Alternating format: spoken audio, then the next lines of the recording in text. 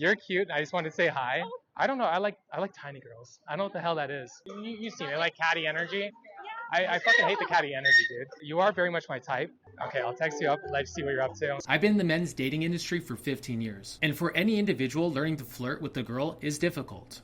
Sometimes it's easy, sometimes it's hard. For some of you, it's absolutely fucking terrifying. Well, in this video, I'm gonna break it into 3 different parts. I'm gonna teach the beginners, I'm gonna teach the intermediates, and I'm gonna teach those of you who are advanced how to flirt better. And then at the very end, I'm gonna give you guys some canned lines you can use when you go out. With that being said, let's get into the video.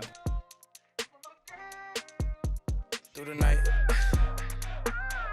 she just want the tip, no advice on the side of the road.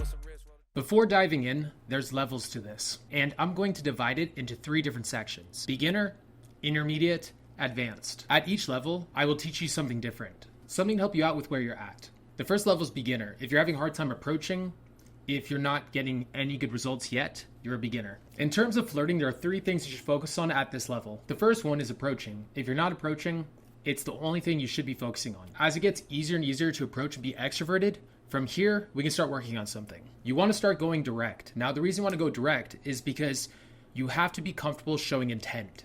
If you're uncomfortable with showing intent, you're lacking the primary source of flirting. It is the most essential piece to flirting. If you don't feel comfortable with this, you can't flirt. And if you find yourself making excuses, such as every time I go direct, girls don't like me, so I'm going to keep going indirect, push through. When I first started going direct, I also had this situation as well. It took me 3 months to get over it.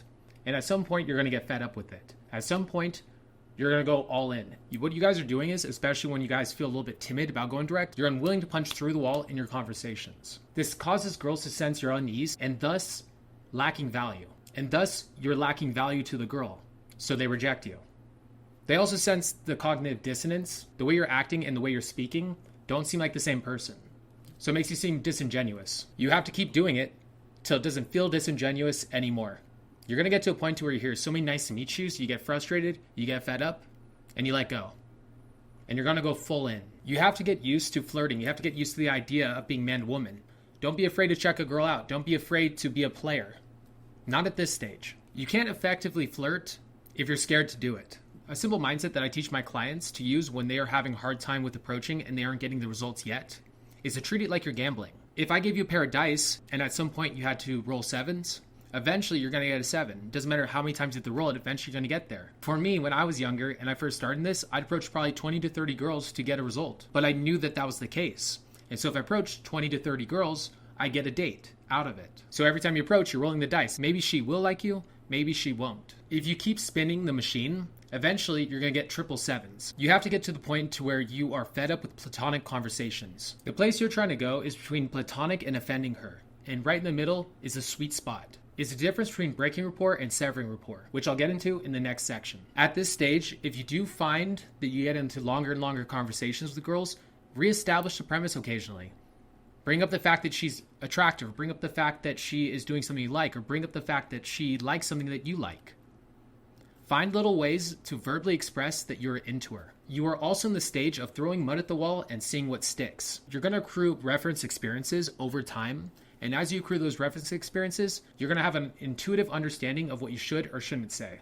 Section number 2, intermediate. To be charismatic, you have to risk offending people. And to become charismatic ultimately over a long period of time, you're going to have to be offensive on occasion. You're going to have to risk being offensive and you're going to offend some people. But you will get better at this over time. You'll develop an understanding of what will offend a girl and what won't. But don't be afraid to push that boundary early on. But learn from your mistakes. This means writing field reports, asking yourself, hey, I offended this girl. How did I do that? How can I improve? But if you're not somebody who's not willing to risk offending a girl, you can't flirt with her either. It's a lot harder to flirt with a girl when you're also afraid to offend her. Let me explain a little further. How do you speak to a person of authority? How did you speak to them? Did you speak to them like you did your friends? Like you did a close confidant? A lot of you guys are having these flat platonic conversations with girls because you're talking to them like you would the principal. You are not leading by example. You have to have a fun, fluid conversation. And a really good strategy that I've used with clients in the past is what I call breaking the seal. There's 2 different types of breaking the seals. One is for cold approach, which I can get into in a later video, but this one is for flirting. I call it the 3 funny answers to 3 common questions. The 3 questions are, what's your name? How old are you? What do you do for work? What's your name? Viper. It's a Jewish name. This will set the ball rolling for you to have a real conversation with the girl, dropping all barriers so she could be herself you could be yourself. As you're approaching this level, you want to be focusing on extroversion and relaxing. Then once you have those two things in place, now you can have fun. Fun plus masculinity equals attraction. Now the vibe is cocky, arrogant, but playful. Whenever you say these lines, whenever you're risking offending her, your underlying idea is that you are trying to create an authentic, fun conversation. You guys are on the same team. It's not combative. If you have any ounce of you that is combative, it'll come across in the tone. This means your belief systems are resolute. This means your emotions can't be moved. It means that you are a rigid structure. Now the last piece to the section is you're flirting for fun, not for an outcome.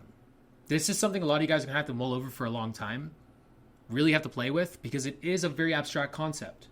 Why would I flirt with somebody if I wasn't interested in them? This is actually the solution, though, to freedom of outcome plus intent. If you guys have been struggling with that for a long time, the solution to it is having fun while you're flirting and teaching yourself to do that instead of needing an outcome from a girl. You're not flirting because you need something from her. You're flirting with her because it's fun. Part 3, advanced. At this point, flirting should start becoming a lot more natural. Flirting with ugly, hot, young or old, it doesn't matter. You just flirt for fun. You don't mind flirting with the old lady that's at the diner. Flirting before this point was completely direct.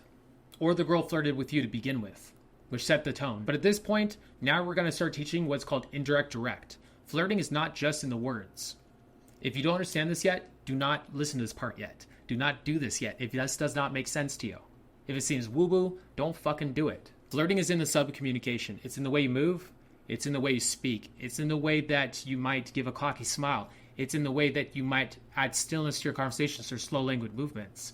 It might be the way how you punctuate a sentence with a pause. This part is about becoming the sex-worthy guy, not just faking that you're him.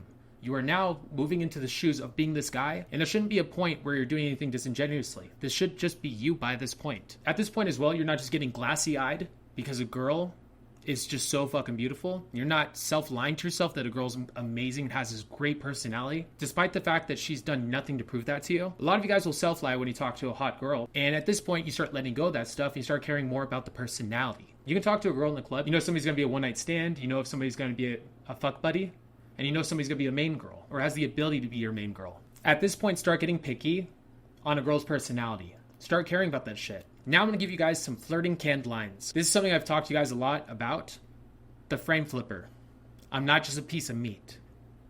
You have to write me poetry, take me on 3 dates. I'm a classy lady. Now, obviously no delivery there. I'm just trying to give you guys a line flatly. This line is meant to flip the frame. To tell the girl you're hitting on me, not me hitting on you. But it's meant to be playful, it's joking. But it does create a sexual tone between you and the girl. It does create a man and woman tone between you and the girl. The push-pull. You're not my type, unfortunately. Yeah, I'm into hideously fat girls. Yeah, sorry. I mean, if you're a little less pretty, I'd definitely be into you. The tease. Call her out for little mistakes, little jokes. Maybe she has a misstep conversationally. Maybe you take something out of context. Maybe you give her a nickname. Maybe you are calling her out for something that she did in the past. A really simple way to tease is just to mock the girl with a jokey tone. You're handsome, but I don't like your hat. You're so handsome, but I do not like your hat. I hate your hat. Do it in a jokey tone. Misinterpret shit tests. You can take anything a girl throws at you as shit, and you can spin it around. A shit test essentially is when a girl is trying to test you to see if you're strong and resolute. You can take something like that and flip it on its head. You can misinterpret it that she's trying to pick you up. Yeah, you're cute, but I don't like your hat. Makes me more attainable. I hope you guys liked the video. If you guys have any questions, leave in the comment section below. And if you guys are interested in coaching, text me up at 702-841-9909. And with that being said, peace. I got time for this. Minus the bullshit, I'm cool now, look at my common sense. And I'm just realizing this. No, my soul isn't trapped, but what's holding me back is the old me. In fact, I'ma get intact, I'ma get it back. Mama, hold me to that, just hold me to that. Don't stack me and Jack, got the city on smack, that's word. That's words to catch 18 all the way to Newburgh, it was only me.